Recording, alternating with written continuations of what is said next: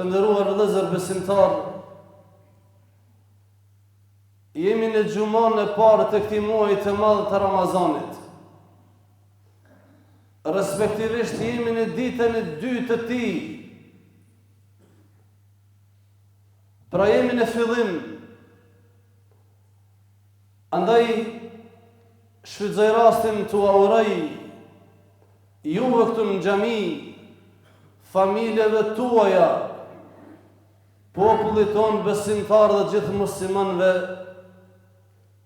kudo që ndodhen, Zoti na dhash sukses, shëndet, forcë, vullnet, dëshirë që këtë musafir të Allahut Azza wa Jall me ndëru mirë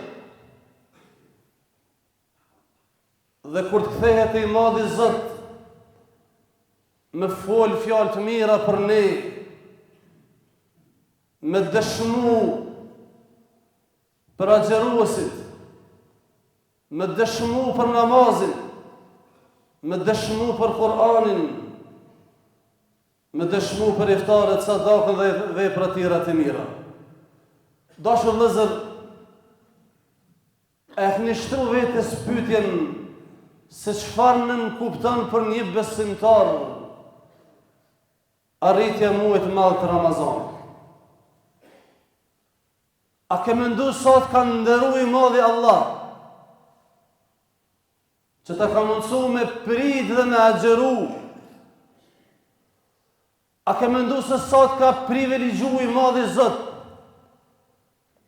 që të ka udhëzu në rrugën e drejtë dhe e ke prit me mall, i bën hizmet me vullnet dhe përcjell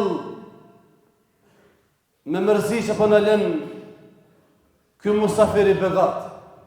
Nderuar vëllezër, agjerimi ka kuptim të madh. Ramazani ka mana të madhe. Agjerimi ti është begati e madhe. Andaj profeti alayhi salatu wassalam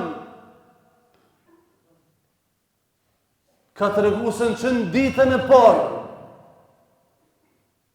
të këtij muaji të madh hapen dyert e xhenetit. Pra garo besimtar.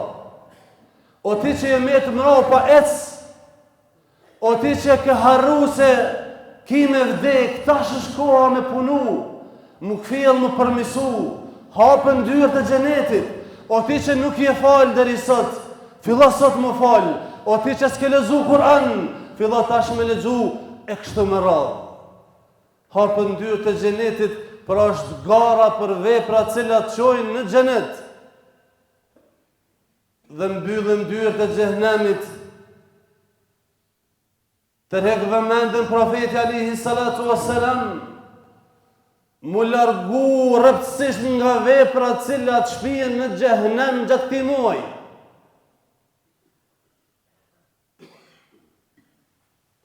Jo vetëm gjatë këtij muaji. Po këtu me fillu mi braktis mëkatet, mi braktis gjunohet, mi braktis vepra që Zoti nuk i dën dhe cilat në xhehenem përfundojnë.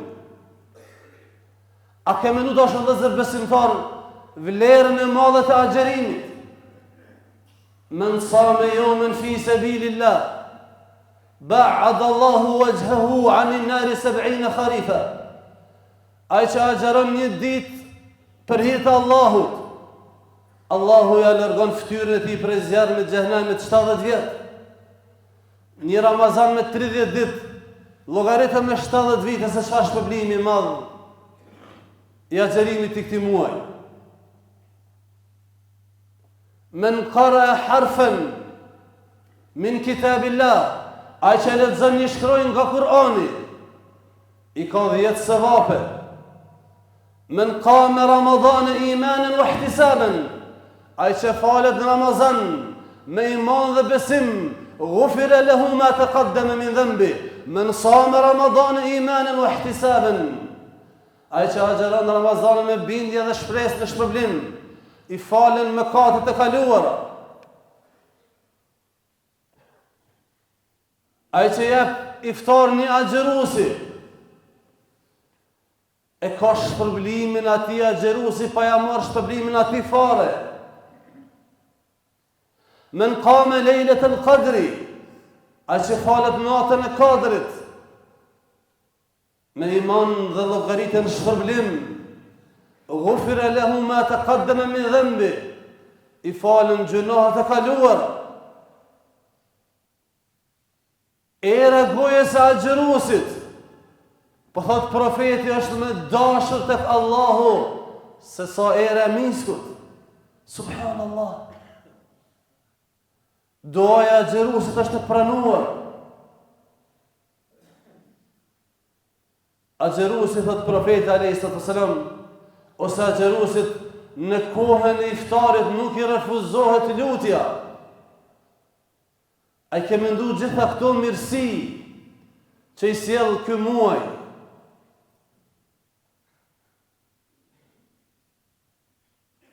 Kush falet me imam,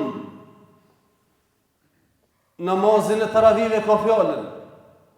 Kush e fal Yasin dhe taravih deri ta përfundon imami, kutiba lahu qiyamu lejl, i shkruhet ati namazin natës komplet. Kjo ndodh në Ramazan, këto mirësia në Ramazan. Lisaimi farhatan, agjeruesi ka 2 gëzime. Gëzimin e parë në të botë,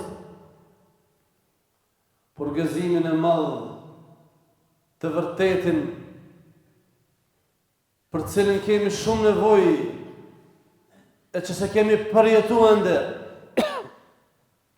është gëzimi kur dalim për Allahut Azza wa Jall. Innehu li, është i imi, ka thonë Allahu. Çdo vepër që e bën njeriu është për to. Illa as-sawm, përveç agjerimit. Innehu li wa ana ajzi bih, ai është vetëm i imi dhe vetëm unë shpërblej për to. As me lashet Allahut Azza wa Jall nuk e din llogarinë e agjerimit. As me lashet nuk e din llogarinë e agjerimit.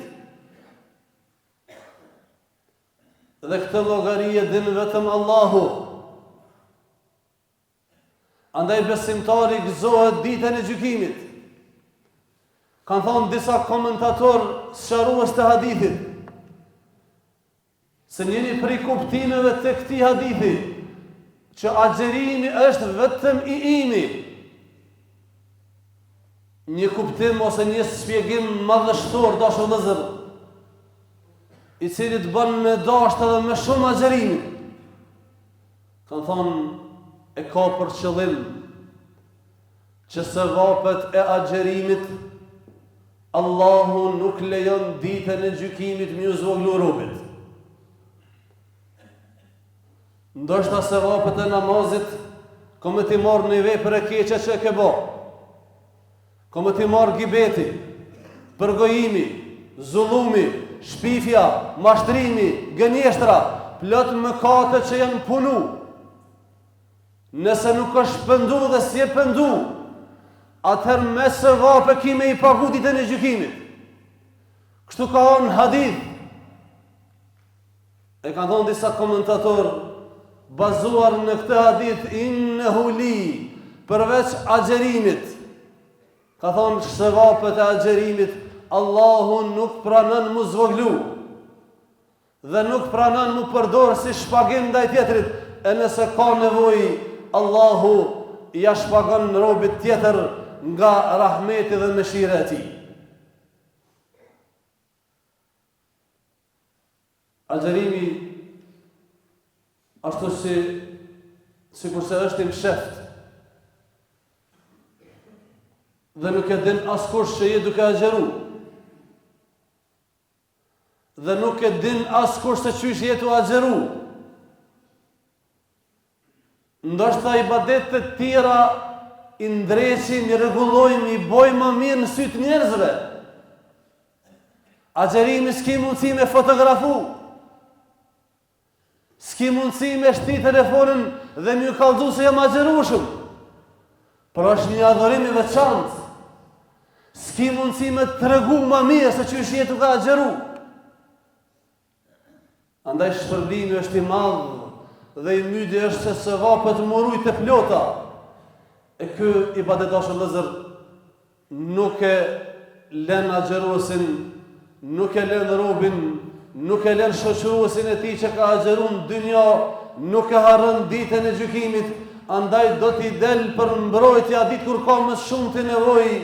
As-siyamu wal-Qur'anu yashfa'an lil-'abdi yawm al-qiyamah.